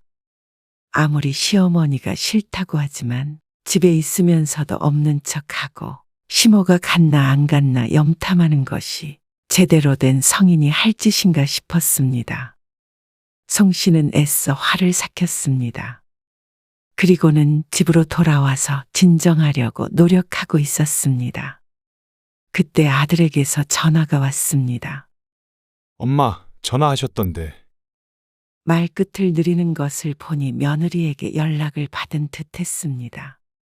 지금 너희 집 다녀오는 길이야. 네, 이따가 엄마 집으로 갈게요. 퇴근하고요. 송 씨는 일단 전화를 끊었습니다. 송 씨도 생각을 정리할 시간이 필요했고 전화로 할 이야기도 아닌 듯 했습니다. 1시간쯤 지나자 아들이 송 씨네 집으로 왔습니다. 아들과도 오랜만에 이렇게 마주보고 있는 듯한 기분이었습니다. 하나는 집에 없다더니 숨어서 보고 있더라. 정말 너무한 거 아니니? 서로 반가운 인사 대신에 본론을 이야기했습니다. 그럴 기분도 아니었고 의미도 없었습니다. 아, 숨어 있던 게 아니라 갑자기 오신다고 그러니까 그랬겠죠. 내가 쳐들어가겠다는 것도 아니고 지금이 곤란하면 나중에 달라 그러고 아니면 네가 가지고 가도 되는 거고 말을 하면 되잖아. 좋은 마음으로 가져갔는데 내가 이런 꼴까지 보면서 살아야 하는 거니? 도대체 내가 언제 너희 괴롭힌 적이라도 있어? 송 씨도 흥분하지 않을 수 없었습니다. 기가 막혔습니다. 아들이 결혼하고 한참이 지났는데도 그 집에는 딱 한 번 가봤고 아들 며느리가 송 씨네 집에 온 것도 2번이나 3번이나 될까 말까였습니다. 그런데도 뭐가 그렇게 싫고 불편한지 전염병에 걸린 사람 취급하는 아들 며느리에게 송 씨도 이제 진절머리가 났습니다. 그런데 그런 송 씨의 반응에 아들도 짜증이 나는 듯 했습니다. 그러게, 집에 없다는데 왜 굳이 가셔서 그러세요? 지난번에는 문 앞에 두고 오라고 그러더니 그냥 뭐 줄 거 있으시면 저 통해서 주시면 되잖아요. 전화도 저한테 하시라니까. 네가 전화를 안 받았잖아. 그러면 가지를 마셨어야죠. 정말 서러웠습니다. 아들 집이 그렇게까지 못 갈 곳인가 싶었습니다. 문을 따고 들어간다는 것도 아닌데 이렇게까지 아들에게 한 소리를 들을 일인가 억울했습니다. 지난번에도 달라고 하지도 않은 거 챙겨주신다고 자꾸 집에 있냐고 그러시고 이러면 며느리가 시어머니랑 가까이에 살고 싶겠어요? 하지만 송 씨도 할 말이 많았습니다. 내가 가까이 산다고 말없이 찾아가기를 했니? 아니면 자꾸 부르기라도 했어? 너희 이사 오고 우리가 얼마나 봤다고 그래? 자주 만났으면 내가 이렇게 억울하지는 않아. 아니, 이렇게 한 번, 2번 오시다 보면 엄마도 이것저것 간섭하고 싶어지겠죠. 또 그러다 보면 엄마도 모르는 사이에 참견하게 되고요. 하나는 눈치 보여서 말도 제대로 못할 텐데. 그러면 저만 중간에서 죽어나겠죠. 왜 있지도 않은 일 가지고 지레 걱정하는지 몰랐습니다. 그래서 여태 한 번도 와보란 소리도 안 했니? 같은 아파트에 살수록 멀리 지내야 해요. 왔다 갔다 하다 보면 네 집 내 집 없어져요. 그래? 그러면 안사도는? 안사도는 네 집 내 집 없어도 되는 거야? 그러자 아들이 잠시 말을 멈췄습니다. 못해도 매주 말이면 방문하는 것을 알고 있었고 비밀번호를 직접 치고 들어올 정도로 스스럼 없는 관계였습니다. 부럽다고 생각했던 것도 옛날 일이었습니다. 애저녁에 그런 사이는 포기했지만 그래도 이런 식으로 취급하는 것은 다른 문제였습니다. 엎어지면 코 닿을 때 살면서 어떻게 부모 자식이 이렇게까지 남처럼 지낼 수가 있니? 엄마, 저는 제 가정 평화롭게 지키고 싶거든요. 어린 아내가 시어머니 눈치까지 보면서 살지 않길 원해요. 제 마음도 좀 이해를 해주세요. 그러면 앞으로는 아들이든 며느리든 볼 생각은 말아야겠네. 지금도 너 결혼하고 몇 번 본 적도 없는데 그것보다 더 못 보면 아예 안 보고 사는 거나 마찬가지지. 명절 때나 보면 되죠. 다들 그렇게 살잖아요. 너는 처갓집에는 그렇게 잘하면서 결혼하면 엄마는 이제 부모가 아니야? 아, 사위한테 장모님이랑 며느리한테 시어머니가 같아요. 내가 하나한테 대접받기를 원하는 게 아니라 적어도 너는 엄마를 부모 대접은 해줘야 할 것 아니니? 제가 언제 또 부모 대접을 안 했다고 그래요. 도대체 왜 그러세요? 일하고 들어온 아들을 이렇게 못 살게 구세요. 내가 널 못 살게 구니? 며느리가 집에 없는 척한 걸 봤는데 이 정도 서운한 얘기도 못해? 아니, 처음에 하나 임신했을 때도 그래요. 당일에 전화하셔서 뭐 주겠다고 그러시고 그러면 당연히 싫죠. 그래? 그래서 집에 없는 척까지 해야 했던 거야? 엄마, 이렇게 꼬투리 잡으면 정말 한도 끝도 없어요. 그냥 앞으로 며느리한테 전화하지 마시고 뭐 줄 게 있으면 저한테 주시고 명절에 한 번씩 보면 안 돼요? 그게 그렇게 어려워요. 전적으로 며느리 편인 아들은 송 씨의 말은 다 틀리고 자신의 말만 맞다는 듯이 말했습니다. 송 씨는 화가 나기도 했고 비참하기도 했습니다. 왜 아들에게 이런 말을 듣고 있어야 하는지 몰랐습니다. 송 씨가 한 것이라고는 아들 며느리 걱정밖에 없었습니다. 하지만 아들은 그런 송 씨의 심정은 안중에도 없었고 오로지 며느리 불편할 걱정뿐이었습니다. 너는 그렇게 자식 노릇은 싫으면서 나는 부모라는 이유로 뭐든지 다 해줘야 하는 거야. 평생 키워주고 결혼하면 집 해주고 또 간섭은 하면 안 되고 찾아가도 안 되고 연락도 안 되고 그렇게 가까이 사는 게 싫었으면 애초에 여기로 오면 안 되는 거 아니니? 그러자 종래엔 아들이 화를 내며 말했습니다. 아, 그러면 차라리 저희가 저 집에서 나갈게요. 다른 데로 가면 되잖아요. 송 씨는 대드는 아들을 보며 눈을 부릅떴습니다. 살갑지는 않아도 평생 이렇게까지 송 씨에게 화를 낸 적이 없던 아들이었습니다. 결혼한 뒤로는 내가 알던 그 자식이 아닌 것 같았습니다. 송 씨 눈에서 눈물이 흐르고 있는데도 그건 전혀 보이지 않는다는 듯이 아들이 말했습니다. 저 집 다시 전세 주세요. 그리고 그 전세금 저 주시면 저도 다른 집 구해서 나갈게요. 너무나도 당연한 듯 요구하는 아들 때문에 말문이 막혔습니다. 마치 꺼간 돈을 갚으라는 말투였습니다. 일이 이렇게 됐어도 송 씨의 돈은 필요한가 싶었습니다. 부모는 하고 싶은 말은 하면 안 되고 언제든 자식을 위해 가니고 쓸개고 빼줘야 하는 존재였습니다. 송 씨는 고개를 저었습니다. 그렇게는 하고 싶지가 않다. 너희가 그렇게 나랑 남처럼 살고 싶다면 원하는 대로 그렇게 하자. 떨어져 살고 싶다면 그렇게 해. 이사를 가든 말든 상관 안 할게. 대신 집 안 뺄 거면 전세 보증금은 줘라. 남한테는 다 그렇게 받고 준 거니까. 그러자 아들이 헛웃음을 터뜨렸습니다. 이렇게 하신다고요? 돈 가지고요? 송 씨도 그것이 슬펐습니다. 부모를 등진 자식에게 할 수 있는 일이라고는 경제적인 복수밖에 없으니 말이죠. 오로지 이것밖에 없다는 사실이 서글프다 못해 가슴을 후벼 파는 듯 했습니다. 너희가 자초한 거잖아. 송 씨도 더 이상 아들 며느리 눈치 보며 살고 싶지 않았습니다. 퍼주기만 하는 사랑에도 이제는 지쳤습니다. 너도 하나가 그렇게 걱정되고 사돈이 그렇게 좋으면 그 집에 들어가서 살아 차라리. 전세 보증금 안 주면 집 내놓을 테니까. 그건 너희가 결정해라. 아들은 기가 막힌 듯 화를 내다가 문이 부서져라 쾅 닫으며 나가버렸습니다. 송 씨는 아들에게 그렇게 퍼부었으면서도 자리에 털썩 주저앉았습니다.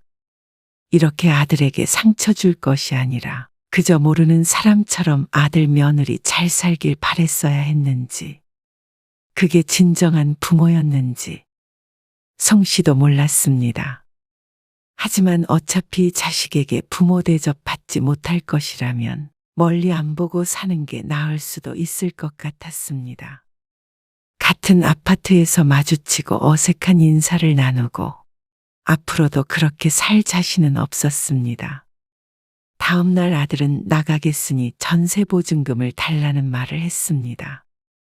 그래서 아들에게 사돈네가 리모델링도 해놨으니 전세 보증금의 일부를 결혼 선물로 주겠다고 했죠. 한 푼도 안 주기에는 송 씨는 아들을 너무나도 사랑했습니다. 친구도 결혼한 자식 그냥 잊고 살라고 하지만 송 씨는 그게 가능할지는 몰랐습니다. 자식은 부모를 쉽게 잊고 살지만 부모가 어떻게 자식을 잊을까요? 그렇지만 언젠가는 아들 며느리도 알게 될 것이었습니다. 며느리도 30년만 있으면 시어머니가 될 것입니다. 모르긴 몰라도 자식에게 그대로 당하지 않으리란 법은 없었습니다. 그래도 고소한 기분은 아니었습니다. 이 가슴 미어지는 기분을 내 아들도 느껴야 할 것을 생각하니 속상한 마음도 있었죠. 하지만 송 씨도 이 짝사랑을 끝내야 한다는 것을 알고 있었습니다. 아마도 아들을 쫓아내다시피 한 이번 일이 그 첫 단계가 되겠죠. 어쨌거나 멀리 살면 이렇게 부딪힐 일도 없을 것이고 송 씨도 더 이상 아들에게 사랑을 갈구하며 살지 않을 것입니다. 이제는 송 씨도 자식에 대한 마음을 내려놓기로 굳게 다짐했습니다.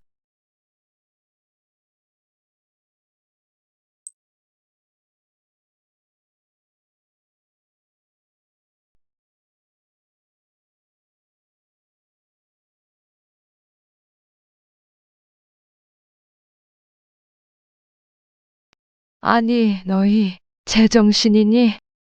이거 나중에 커도 진짜 조그만 강아지예요.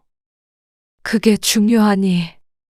컸을 때 큰지 안 큰지가 중요하냐고. 아무리 너희가 정신머리가 없어도 지금 너희가 그럴 때야. 개 키울 시간에 너희 애나 좀 돌봐. 이 철딱선이 없는 것들아. 아니, 엄마. 지난번부터 자꾸 저희 처지가 어쩌고 그런 때냐고 그러고요. 지금 문제 하나도 없이 잘 살고 있는데 왜 그러시는데요? 사업 망하면 강아지도 못 키워요? 당연한 소리를 하냐? 아니, 이렇게 살면은 집에 돈 나갈 일 없고 차도 있고 저랑 정연이 둘 다 직장 다니고 뭐가 문제예요? 남들보다 나은 거 아니에요? 너희 빚도 아직 많이 남았잖냐? 아, 요즘 빚 없는 사람이 어딨어요? 집 살 때도 다 빚져서 사잖아요. 그거랑 같냐? 너희는 엄마 1, 2년 사이에 폭삭 늙은 건 안 보이니? 집에만 계시면서 애 보고 집안일만 하시면서 뭐가 그렇게 힘들다고 그러세요? 오늘 이야기 속 주인공은 70세 강숙희 씨입니다. 그리고 그녀의 아들 39세 안현수의 가족에 관한 이야기입니다. 그 가족에는 강아지 2마리도 포함이 되고 말이죠. 동물은 좋아하지 않지만 딱한 아들네의 사정에 딸린 식구들 모두 포용하여 받아주었던 것이 잘못된 결정이었습니다. 아들이 힘들 때 비빌 수 있는 언덕이 되어주고 싶었지만 자식은 그저 이때다 싶었던 것 같았습니다. 강 씨의 상황과 사정은 전혀 고려하지 않았던 아들의 제안을 처음부터 거절했어야 했습니다. 자식을 사랑하는 마음에 그러지 못했던 게 후회스러울 뿐이었습니다.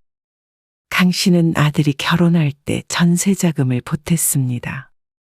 서울의 아파트 한 채 덜컥 해줄 능력은 되지 않았고 그래도 깔끔한 신혼집 전세로 갈 돈 정도 능력이 닿는 만큼 최대한 도와주었습니다. 강 씨의 집은 자가이긴 하지만 20평 오래된 빌라라 아들의 신축 아파트 전세만도 못했습니다. 그런데 그렇게 잘 살면서 집도 사고 그랬으면 참 좋았을 텐데 저 회사 그만두려고요. 결혼한 지 얼마 되지 않아서 아들은 회사를 그만두겠다고 알려왔습니다. 뭐? 갑자기 회사는 왜? 강 씨가 무척 당황해서 캐물었습니다. 정연이랑 뭐 좀 해보려고요. 며느리와 사업을 하겠다는 아들. 무슨 사업을 한다고 그래? 지금 각자 돈 잘 벌고 있잖아. 그거 벌어서 언제 애기 키우고 집도 사고 그래요. 아껴서 살면 되지. 사업하면 위험한 거 아니니? 아들은 강 씨의 말에도 이미 마음을 굳힌 듯 했습니다. 정연이가 미용 관련 일을 오래 했으니까요. 미용샵 같은 거 차리면 잘 될 거예요. 주변에도 비슷한 거 하는 친구들 다 돈 엄청 벌었대요. 며느리가 그런 일을 한다는 것은 알고 있었지만 내 가게를 차리는 것은 또 다른 일이었기에 걱정이 될 수밖에 없었습니다. 하지만 저들이 한다는데 말릴 재주는 없었습니다. 그러면 돈은? 일단 전세자금 빼고요. 대출 좀 알아보고 있어요. 전세자금, 대출. 강 씨에게는 굉장히 무거운 의미로 다가오는 단어들이었습니다. 하지만 아들의 입을 거치자 깃털처럼 가볍게 느껴졌죠. 그럼 일이 잘못되면 빚쟁이 되는 거잖니. 아들은 강 씨의 이런 염려가 이해가 안 되는 듯 했습니다. 잘 안 될 수가 없어요. 다들 직장 다니는 것보다 훨씬 돈 많이 벌고 잘 살아요. 그러면 너는 왜 직장을 그만두는데? 정연이만 하면 되잖아. 혼자서 어떻게 해요? 그렇게 주먹구구식으로 안 할 거예요. 사람도 쓰고 해야 되는데. 아무튼 제가 전반적인 관리할 거예요. 그리고 엄마, 정연이가 이런 일 전문가니까 걱정 마세요. 둘 중 하나라도 안정적인 일을 했으면 했지만 아들은 결국 강 씨의 의견을 받아들이지 않았습니다. 그렇게 아들은 직장을 그만뒀고 2층 상가에 150평짜리 가게를 차렸고 직원도 서너 명 두었다고 했습니다. 가게 세도 비싸고 인테리어도 돈을 많이 주고 했죠. 강 씨도 한두 번 가보았는데 삐까뻔쩍했습니다. 강 씨도 보고는 금방 아들이 부자가 될 것만 같았습니다. 그런데 그렇게 차린 지 반년이나 지났을까? 강 씨는 아들에게서 사업 운영이 어렵다는 이야기를 듣게 되었습니다. 시작한 지 얼마나 되었길래 벌써 어려울까 싶었는데 그 규모와 들인 돈을 생각하면 손님이 어지간히 있어서는 감당이 안 되긴 할 것 같았죠. 그리고 또 얼마 뒤에는 월세도 겨우 낸다고 했고 또 얼마 뒤에는 아들이 다시 회사에 다니기 시작했습니다. 가게 월세라도 벌어야 한다며 말이죠. 현수야, 좀 잘 될 가능성이 있니? 모르겠어요. 지금 구멍난 독에 물만 붓고 있는 것 같아요. 강 씨도 착잡했습니다. 그러면 차라리 빨리 접는 게 낫지 않을까? 들인 돈이 얼만데요. 지금 접으면 손해가 이만저만이 아니에요. 너 월급 받아서 월세 낸다며. 그러면 나머지는? 직원들 월급도 주고 대출 이자도 갚고 또 너희도 생활을 해야 할 것 아니야. 그러자 아들은 무척 괴로워했습니다. 직원들은 진작에 잘났어요. 손님이 있어야 직원이 소용이 있죠. 아들은 고민이 많은 듯 했습니다. 며느리에게 들어보니 최근에는 술도 자주 마시는 것 같았습니다. 정연아, 네 계좌로 방금 전에 200만 원 보냈다. 감사해요, 어머니. 그걸로 택도 없겠지만 그래도 숨통 좀 트이면 다행이지. 그래서 강 씨도 큰 돈은 아니지만 생활비에 보태라고 며느리에게 가끔 돈을 보내주기도 했습니다. 그런데 며느리에게서 더 착잡한 이야기를 들었죠. 아니, 축복해야 할 일이었지만 축하만 할 수는 없는 일이었습니다. 저희 아이가 생겼어요. 어머나, 축하한다. 잘했다. 기쁜 한편 근심스럽기도 했습니다. 안 그래도 힘든 상황에 아기까지 들어섰으니 고생길이 훤해 보였습니다. 그리고 얼마 뒤에 아들이 가게를 접었다는 소식을 전해왔습니다. 권리금도 날리고 인테리어 비용도 날리고 1년 계약 기간이 끝나서 보증금만 돌려받고 나와버렸다고 했죠. 그리고 며느리는 출산을 했고 강 씨는 왔다 갔다 하며 아기도 봐주고 음식도 해다 주며 나름대로 아들을 도와주면서 지냈습니다.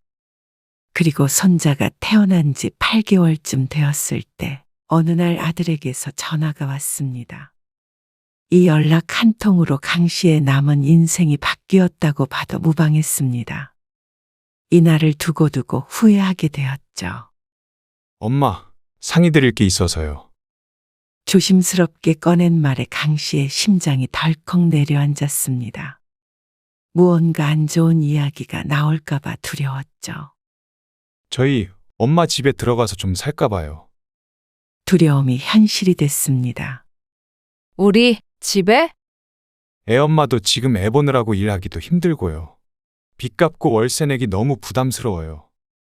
저희 식구 다 같이 엄마 집에 들어가서 살면 월세도 안 나가고 생활비도 아끼니까 금방 빚도 갚고 할 수 있을 것 같아서요. 강 씨도 아들이 무슨 이유로 그런 이야기를 한 줄은 알았지만 선뜻 그러자 할 수가 없었습니다. 강 씨가 사는 20평 빌라는 방이 3개이지만 하나는 창고로 쓸 정도로 작았고 화장실도 1개였습니다. 이곳에 아들네 세 식구가 들어온다면 무척 비좁겠죠. 그리고 아들의 말을 들어보니 며느리가 일을 하러 나가면 손자는 전적으로 자신이 돌봐야 될 듯 했습니다. 그러면 강 씨는 꼼짝없이 하루 종일 집에 있게 되고 아무것도 못하고 손발이 묶이게 되겠죠. 그리고 집안일 등의 모든 뒷바라지를 자신이 하게 될 듯 했습니다. 화장실도 하나밖에 없고 너희 들어와서 살면 정말 불편할 거야. 너네 살던 집보다 훨씬 작잖아. 그래도 어쩔 수 없죠. 차라리 내가 왔다 갔다 하면서 애도 봐주고 할게. 곧 어린이집 보내면 되잖아. 강 씨도 함께 사는 삶이 어떨지 짐작이 가지 않았습니다. 다만 주변 아는 사람들을 보면 끝이 좋지 못한 경우도 종종 있었으니 되도록이면 따로 살면서 도와주고 싶었습니다. 저희 사는 집 보증금이라도 빼서 빚도 좀 갚고 하고 싶어요. 요즘 이자가 너무 비싸서 이것 때문에 아주 죽을 맛이에요. 하지만 아들의 생활비 부담이 줄어드는 만큼 강 씨의 부담은 늘어나겠죠. 그 집 보증금을 빼가지고 조금 작은 데로 옮기면 어때? 지금 투룸에 사는데 그러면 애 데리고 원룸으로 갈 수는 없잖아요. 그것도 그랬습니다.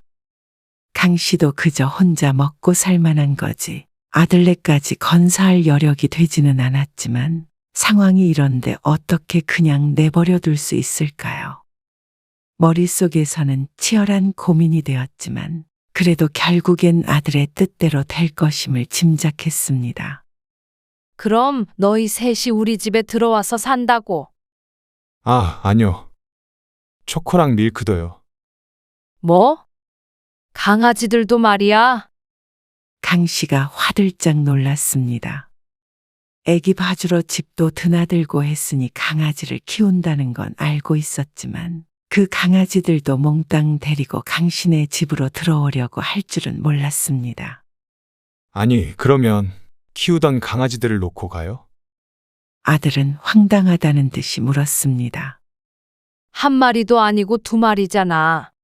아니, 어디다 두고 오지는 못하니. 아, 엄마. 초코랑 밀크도 저희 가족이에요. 강 씨는 깊은 숨을 내쉬었습니다. 강 씨도 말은 그렇게 했지만 비록 강아지를 좋아하지는 않아도 기르던 생명을 어디다 두고 오라고 할 수도 없었습니다. 그렇지만 아들도 아들이었습니다. 그렇게 상황이 어렵다면서 강아지를 2마리나 키우고 있는지 모를 일이었습니다. 그것도 한 마리는 가장 힘든 작년에 어디서 데리고 왔다고 들었죠. 아들네는 거의 강신의 집으로 밀고 들어오다시피 했습니다. 그렇게 바로 다음 달 강신은 아들네 가족과 또 강아지들과 동고동락하게 되었죠. 아들과 며느리는 직장에 나갔고 강신은 손자 주호와 강아지 밀크 그리고 초코와 함께 집에 남게 되었습니다. 아이고, 안 돼. 주호야, 강씨는 서둘러 손자를 안아 올렸습니다. 아이가 강아지 패드가 깔려 있는 곳으로 기어가고 있어서 강씨가 기겁을 했습니다. 왜 이렇게밖에 두질 못하는지 모르겠지만 아들은 그렇게 훈련을 했다며 강아지 화장실과 손자 주호를 같은 공간에 자유롭게 두었죠. 지난번에 손자가 강아지 소변 위를 지나가서 흠뻑 젖었던 것을 생각하면 지금도 진절이 쳐졌습니다.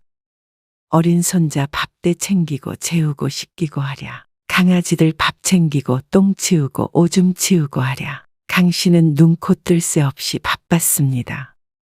손자는 내 손자니까 힘들어도 참고 돌보겠지만 강아지는 안 그래도 힘든 강씨를 더 힘들게 했습니다.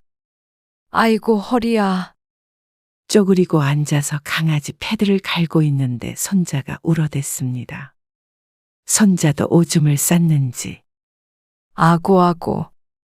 이번엔 손자에게 가보기 위해 일어나는데 무릎이 꼭 남의 것인 것 마냥 말을 듣지 않았습니다. 구부정한 자세로 한 걸음 걸었습니다. 젊어서 일을 많이 해서 그런가 관절이 좋지 않았는데 아들네가 들어오고 난 뒤에는 온몸이 파스투성이었습니다. 허리, 등, 어깨, 무릎까지 안 아픈 곳이 없었습니다. 이런 강씨의 마음을 아는지 모르는지 아들은 강씨의 집으로 들어온 뒤로는 살판이 난 듯했습니다. 경제적으로 조금 여유로워지기도 했고 아이를 봐주고 집안일도 해주는 사람이 있으니 아들도 며느리도 훨씬 자유시간이 많아졌죠. 주호는 이제 어린이집 좀 보내야 될 것 같아. 벌써요. 안 그러면 그 전에 내가 돌아가시게 생겼다. 손자가 돌이 좀 지났을 때 집 근처 어린이집에 보냈습니다. 어리기 때문에 긴 시간 있지는 못해도 단 몇 시간만이라도 쉴 시간이 필요했습니다. 아니, 쉬는 게 아니라 집안일 할 시간을 버는 것뿐이지만 그래도 손자와 씨름할 시간이 줄어드니 훨씬 나았습니다. 그런데 그 시간도 온전히 강씨만의 시간이 될 수는 없었습니다. 엄마, 주 어린이집 가면 할 일도 없으실 텐데. 초코랑 밀크 데리고 산책 좀 나가고 하세요. 뭐? 이제 강아지 산책까지 시켜? A 강아지도 산책하고 엄마도 산책하는 거죠. 겸사겸사. 내가 할 일이 없긴 뭐가 없어.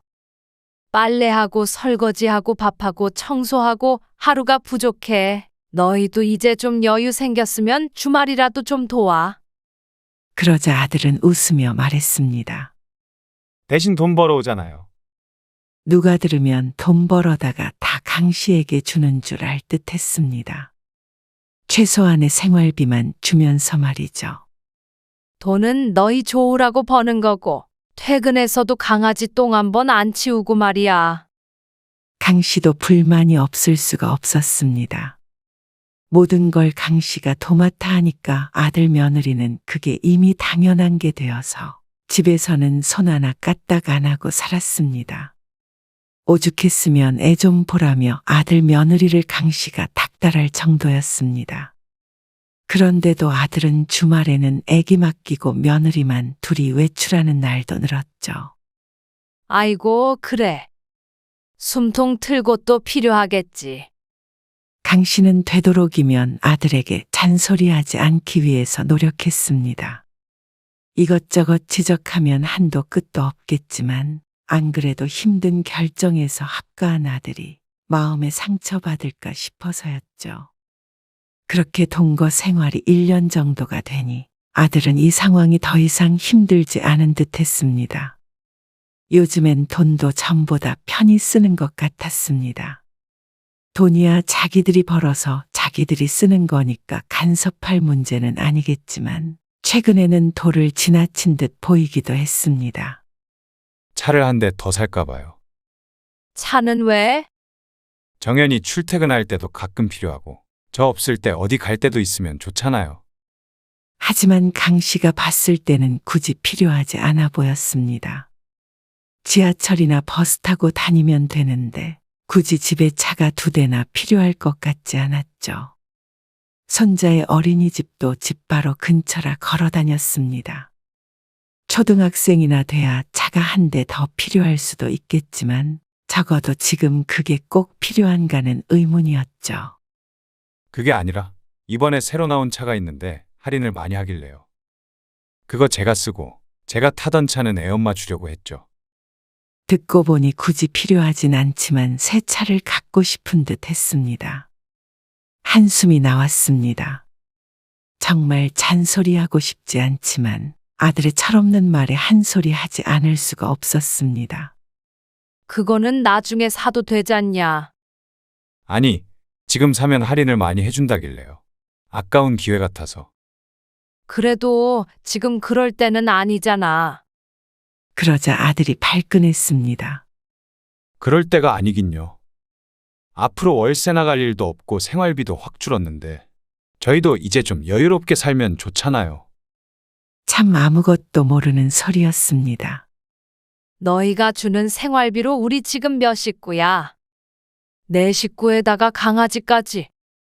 그게 다 충당이 되는 줄 아냐? 한 달에 100만 원으로 음식장 보고 생활용품 사고 항상 부족하니 강 씨의 통장에서 돈이 나갔습니다. 혼자 살 때보다도 훨씬 지출이 커졌지만 아들네한테 돈 더 달란 소리는 한 번도 해본 적이 없었습니다. 그래야 얼른 다시 일어설 수 있지 않을까 해서 말이죠. 그러니까 정말 생활비가 한 달에 100만 원만 드는 줄 아는지 여유를 부리자는 말에 답답했습니다. 아들에게 그 얘기를 하자 아들은 마지못해 수긍했습니다. 아, 알았어요. 안 바꿔요. 하지만 무척 아쉬운 눈치였습니다. 힘들었던 시절이 10년이나 된 것도 아니고 불과 1년 전 일인데 아들은 벌써 잊은 듯 했습니다. 하지만 20평 빌라에 이렇게 북적거리면서 살면서 이미 살림이 폈다고 생각하는 아들은 강 씨의 노력은 전혀 알지 못하는 듯 행동했습니다. 강 씨의 집에서 잠시 산다는 생각을 하는 것이 아니라 어느새 이 집은 아들네 집이 되어 있었고 강 씨라는 몸종도 덤으로 하나 얻은 듯 했습니다. 엄마, 옷걸이 더 없어요? 왜? 부족하니? 옷장을 보니 무슨 옷이 그렇게 많은지 옷걸이가 부족해서 옷장 바닥에 옷들이 쌓여 있었습니다. 집에 들어올 당시엔 단촐했던 짐이 어느새 대식구 짐처럼 늘어 있었습니다. 아니, 무슨 옷이 이렇게 많아? 다 입는 거예요. 아, 옷걸이 좀 내일 사러 갔다 와야겠다. 한 50개 정도. 강 씨는 고개를 절레절레 저었습니다. 그리고 다음 날 아들이 출근하고 어린 손자가 어린이집에 갔을 때 강 씨가 집 밖을 나섰습니다. 그리고는 빌라 입구에 있는 분리수거장으로 향했습니다. 혹시나 하는 마음에 이리저리 둘러보니 반가운 것들이 보였죠. 아이고, 있네. 강 씨가 분리수거장에 쌓여있는 옷걸이 뭉치를 들며 말했습니다. 멀쩡한 것들만 골라서 세어보니 얼추 20개 정도는 될 것 같았습니다. 집으로 들고 들어가서 깨끗하게 닦았습니다. 그리고 아들이 퇴근하고 집에 왔을 때 옷걸이를 내밀며 말했죠. 자, 이거 20개 정도 되는데 가져가서 써. 집에 있었어요? 아침에는 없다더니. 아, 요 앞에 누가 멀쩡한 것들을 버려놨더라고. 얼른 가져왔지. 그러자 아들의 미간이 왈칵 구겨졌습니다. 주워왔다고요? 왜? 다 상태가 좋던데. 아니, 상태가 좋고 나쁘고를 떠나서 왜 남이 쓰레기통에 버린 걸 가져와요? 쓰레기통이 아니라 옷걸이 놓는 수거함이 있어서 그냥 거기서 들고 온 거야. 강 씨도 기분이 좋지 않았습니다. 옷만 걸어 놓는데 무슨 상관이야? 어차피 산다며? 아, 그니까 옷걸이가 몇 푼이나 한다고. 그냥 사면 되지. 궁상 맞게 그걸 또 주워와요. 뭐? 궁상? 강 씨도 들고 있던 옷걸이들을 다시 내려놓았습니다. 너, 내가 이렇게 궁상 맞게 살면서 모아서 전셋집도 해줬던 거야. 그러자 아들은 왜 또 그런 식으로 얘기하냐며 눈치를 보았습니다. 한 푼 두 푼 아끼는 게 뭐가 궁상 맞은 거야? 내가 주호 옷을 주워온 것도 아니고 쓰레기 봉투 뒤져서 가지고 온 것도 아니고 깨끗하게 놓여 있는 게 있길래 가져온 거야. 옷걸이 좀 남이 쓰던 거 쓰면 어때? 아, 알았어요. 너 지금 부자 된 거 아니잖아. 저번에 차 산다고 했던 것도 그렇고 말이야. 한 푼이라도 아껴야 될 거 아니니? 알았다고요. 이거 쓰면 되죠? 아들은 바닥에 둔 옷걸이를 들고 방으로 들어가 버렸습니다. 강 씨는 손자가 놀다가 넘어졌는지 우당탕 소리가 나는 바람에 얼른 거실로 달려갔습니다. 손자를 일으켜 세우며 강 씨는 한숨을 내쉬었습니다. 그러는 동안 아들은 방에서 나와 보질 않았습니다. 밥을 차리러 다시 부엌으로 들어가면서도 이게 무슨 삶인가 생각에 잠겼습니다. 나이 70 넘어서 철없는 아들네 가족 뒷바라지나 하며 살아야 하는 처지가 억울하기도 했습니다. 어머니, 저 왔어요. 야근을 했는지 늦게 퇴근한 며느리가 집에 돌아왔습니다. 잔뜩 지친 모습을 보니 또 마음을 다잡게 되는 강 씨. 그래, 고생했다. 네, 주호는 별일 없었어요? 별일 없지. 밥 먹자. 얼른 씻고 나와라. 안방으로 들어가는 어깨가 축 처진 며느리를 보고는 강 씨가 혼자 중얼거렸습니다. 그래, 일하느라 힘든 자식들. 일어설 때까지 조금만 참자. 그런데 그런 강 씨를 비웃듯 얼마 뒤에 아들과 며느리가 기가 막힌 짓을 하고 말았습니다. 여태 참고 살던 강 씨가 드디어 폭발하게 된 순간이었습니다. 오랜만에 주말에 외출했던 강 씨. 아들 며느리에게 자신도 쉬는 시간 좀 달라며 오전에 집 밖을 나섰습니다. 친구도 만나서 수다도 떨고 하니 어느새 오후가 돼 있었죠. 그래도 잠깐 나왔다고 기분 전환이 됐습니다. 집으로 돌아온 강 씨가 신발을 벗고 한 발짝 내딛었는데 무언가 물컹한 것이 발에 밟혔습니다. 애구머니나? 이게 뭐야?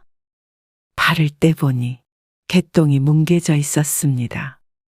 초코인지 밀크인지 모르겠지만 의아했습니다. 패드 근처에다가 실수할 때는 있지만 이렇게 현관 앞에 싼 적은 한 번도 없으니 말이죠. 강 씨가 양말을 벗고 절뚝거리며 거실로 들어갔습니다. 누가 여기 현관에다가 똥 쌌다. 그런데 그 순간 강 씨는 당황하고 말았습니다. 못 보던 강아지가 눈앞에서 돌아다니고 있었습니다. 어머나, 이게 뭐야? 강 씨가 소리치자 소파에 앉아있던 며느리가 일어나서 말했습니다. 아, 오늘 새로 데리고 왔어요. 뭐? 그제야 안방에서 주호를 안고 아들이 나왔습니다. 잘 놀다 오셨어요? 너 이게 뭐야? 새로 데리고 왔다고? 기가 막혔습니다. 이미 처치곤란 강아지가 2마리나 있는데 도대체 무슨 이유로 강아지를 또 데리고 온 것인지 모를 일이었습니다. 머리가 아파오는 듯해서 강 씨가 휘청거리며 머리를 짚었습니다. 아니, 너희 제정신이니? 이거 나중에 커도 진짜 조그만 강아지예요. 그게 중요하니? 컸을 때 큰지 안 큰지가 중요하냐고. 아무리 너희가 정신머리가 없어도 지금 너희가 그럴 때야? 개 키울 시간에 너희 애나 좀 돌봐. 이 철딱선이 없는 것들아. 아니, 엄마. 지난번부터 자꾸 저희 처지가 어쩌고 그런 때냐고 그러고요. 지금 문제 하나도 없이 잘 살고 있는데 왜 그러시는데요? 사업 망하면 강아지도 못 키워요? 사업 망하면 뭐 차도 못 사요? 당연한 소리를 하냐? 아니, 이렇게 살면은 집에 돈 나갈 일 없고 차도 있고 저랑 정연이 둘 다 직장 다니고요. 도대체 뭐가 문제예요? 남들보다 나은 거 아니에요? 너희 빚도 아직 많이 남았잖냐. 아, 요즘 빚 없는 사람이 어딨어요?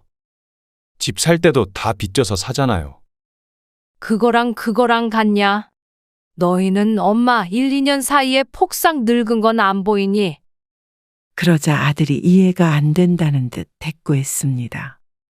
아니, 엄마는 집에만 계시면서 애 보고 집안일만 하는 게 뭐가 그렇게 힘들다고 그러세요. 뭐? 그게 그렇게 쉬우면 너희가 좀 해라? 내 나이가 지금 몇 살이니? 그래서 어떻게 하길 원하시는데요? 저 강아지 도로 데려다 놔라. 아, 생명을 그렇게 물건처럼 반품하라는 거예요? 정말 머리가 띵했습니다. 그건 너 알아서 하고 나는 그 강아지들하고 이제 더 이상 못 살겠다. 오줌 한 번 안 치우는 애들이 무슨 또 강아지를 키운다고 데리고 와? 그러자 아들이 잠시 침묵하더니 말했습니다. 그럼 차라리 저희가 엄마 방을 하나 얻어드릴게요. 저희가 식구도 많고 그러니까 나가서 살 수는 없잖아요. 저희가 그렇게 못마땅하고 강아지랑 못 사신다면 따로 사는 수밖에 없잖아요. 기가 막히다 못해 코가 막혔습니다. 강 씨는 자신이 무슨 말을 들었는지 귀를 후벼보고 싶었습니다. 하다 못해서 이제는 집주인을 쫓아내려는 아들을 더 이상 참고 넘길 수가 없었습니다. 너 말 한 번 잘했다. 우리는 이렇게 같이 살 수가 없는 것 같네. 네 말대로 방 얻어서 나가라. 네? 저희를 쫓아내시겠다고요? 그렇게 방을 얻어서 나가라는 것이 쫓아낸다는 의미인 줄 아는 놈이 자신 보고는 방을 얻어주겠다고 선심 쓰는 척 말한 것인지 내 배로 나왔지만 정말 괘씸하고 나쁜 놈이었습니다. 저희가 이 상황에 어떻게 나가요? 말이 되는 소리를 하세요. 어머니 왜 그러세요? 저희가 갈 데가 어디 있다고요? 너네하고 사는 걸 보니까 여유가 넘치는 것 같은데 갈 데가 왜 없니? 차 사려고 했던 돈만 해도 충분히 집 구하고도 남는다. 애도 데리고 어딜 가요? 못 나가요. 너희가 안 나가고 버티면 어쩔 수 없지. 내가 정말 이 집을 팔아버려서라도 너희와는 분가를 해야겠어. 그러자 아들 며느리 눈이 휘둥그레해졌습니다. 그 와중에 새로 데려온 강아지는 거실 한켠에 오줌을 싸고 있었습니다. 처음부터 알아봤어야 했습니다. 저들 힘들다고 부모 사정은 전혀 묻지도 않고 밀고 들어온 것들이 강씨 생각을 할 리가 없었습니다.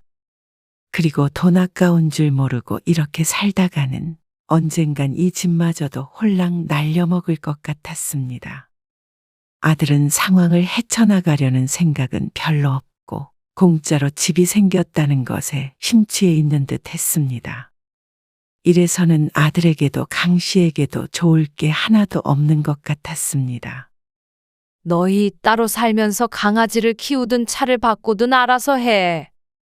다 뒷바라지 해주는 사람이 있으니까 그러는 것 같은데. 너희들끼리 살면서 얼마나 힘든 일인지 알아야 그런 생각을 못하겠지. 안 나가겠다고 그러면 집 비밀번호도 바꿀 거고, 너희 회사 갔을 때 강아지들도 전부 다른 데 줘버릴 거야. 그러니까 알아서 나가줘라. 아들네는 강 씨가 진심이 아닌 것이라고 생각했는지 한동안은 안 나가고 버텼습니다. 그러다가 강 씨가 정말 부동산 직원을 집으로 데리고 오자 현실을 깨달은 듯 했습니다. 그때부터는 난리가 났습니다.